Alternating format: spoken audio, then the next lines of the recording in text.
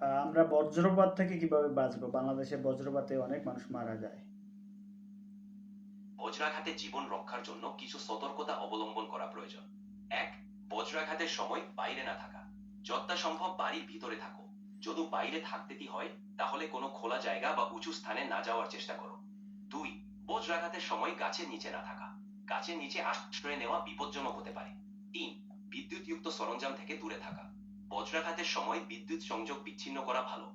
চার, আত্মসমর্পণ বা কুকুরের মত ভঙ্গি। শরীরের নিচে মাথা রেখে হাঁটু ভাঁজ করে বসা নিরাপদ হতে পারে। এই সতর্কতা মেনে চললে তোমার নিরাপত্তা বেড়ে যেতে পারে। বাংলাদেশে বজ্রপাতে মারা যাওয়ার সম্ভাবনা কতটুকু? বাংলাদেশে বজ্রাঘাতে মৃত্যুর ঝুঁকি আছে, কিন্তু কিছু সতর্কতা অবলম্বন করলে এই ঝুঁকি কমানো সম্ভব। বজ্রাঘাতে মৃত্যুর হার নির্ভর করে আবহাওয়া, সতর্কতা এবং নিরাপত্তা ব্যবস্থা গ্রহণের উপর। আবহাওয়া অধিদপ্তর এবং স্থানীয় প্রশাসন সাধারণত বজ্রাঘাতের সময় সতর্কতা জারি করে। তুমি যদি স্থানীয় নির্দেশনা মেনে চলো এবং সতর্কতা অবলম্বন করো, তাহলে ঝুঁকি কমানো সম্ভব। নিরাপদে থাকার জন্য সবসময় প্রস্তুত থাকা উচিত।